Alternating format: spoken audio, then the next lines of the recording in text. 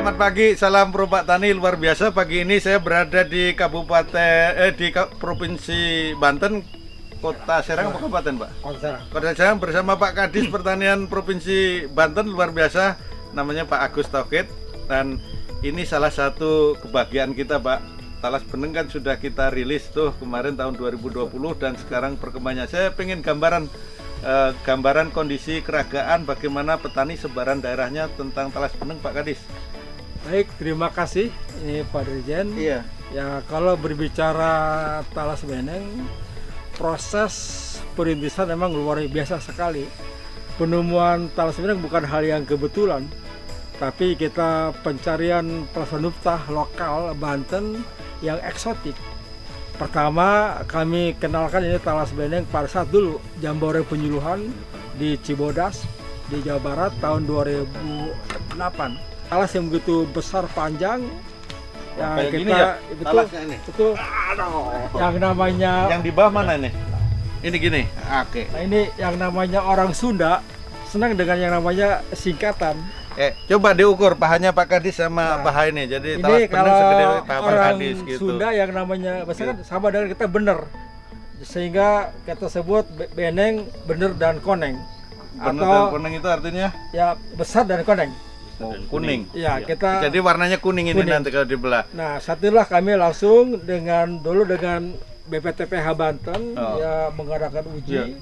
Gitu. Dari mulai asam oksalat dan lain sebagainya. Ini banyak orang nggak percaya nih kalau di sini nanti daunnya sini gede-gede gitu ya. Oke, ini nih Pak Dirjen, kalau dia udah berumur 2 tahun ini bisa panjangnya sampai 2 meter. 2 meter. Jadi ingat, bedanya talas yang lain, Talas Beneng itu umbinya di atas. Betul, di atas. Kalau talas biasa itu umbinya di dalam tanah. Oke.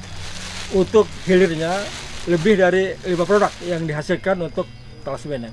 Semua bisa sebuah olahan. Saya katakan, daunnya untuk tembakau, batang daun untuk bahan tekstil, kita umbinya dari berbagai makanan kita olahan dan dipastikan ini aman untuk dikonsumsi. Yang berikutnya Pak Dirjen, sekarang luas pertanaman. Luas tanam berapa nih di sini? Luas pertanaman Talas Beneng di Banten sampai saat ini sekitar 260 hektar. Mudah-mudahan harapan kita Banten jadi sentranya Talas Beneng deh. Walaupun daerah lain juga mengembangkan hal yang sama Pak Kadis. Ini luar biasa Pak Kadis bilang. Ini intinya Talas Beneng sumber pertumbuhan baru pertanian kita. Nah ini pelitinya Pak Ikin nih dari dulu. Gimana Pak Ikin ceritanya Pak Ikin? Untuk Talas Beneng ini kita memang seperti Pak Kadis bilang tadi, kita dari awal dari mulai eksplorasi itu sekitar tahun 2008 Pak.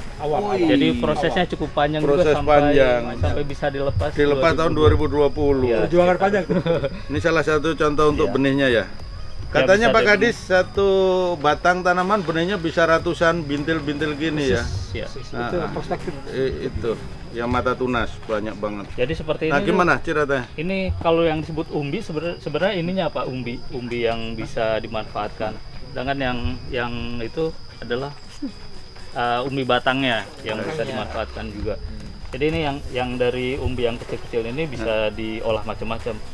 Umbi yang kecil ini relatif lebih kandungan oksalatnya lebih rendah. Jadi ini yang banyak dimanfaatkan untuk keripik. Dan karena kesiapan benih saya kira nggak akan sulit karena satu batang bisa ratusan tunas, sehingga luasan sedikit bisa direplikasi sangat besar.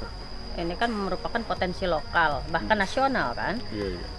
Untuk bisa bagaimana tiap daerah khususnya Banten ini punya kearifan lokal sendiri lah. Talas Beneng ini merupakan kearifan lokal dari kami, dari Banten, yang memang perkembangannya ini naik turun ya Pak Kadis sebetulnya.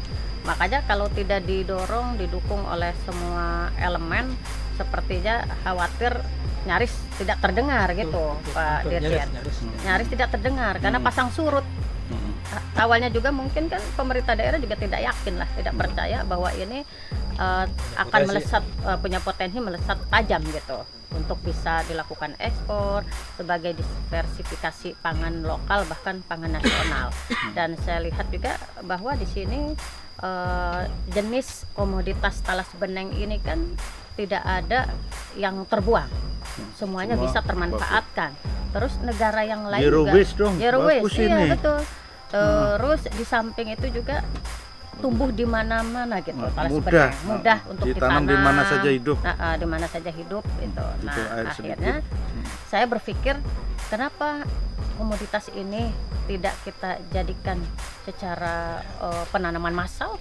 Mungkin Banten awalnya nanti berkembang ke seluruh antero Nusantara. Ini juga saya dengar Pangan lokal ya Bu? iya pangan lokal. Ada beberapa daerah juga Maluku katanya sudah minta benihnya dari kita untuk ditanam. Nah itu tantangan ya buat kita.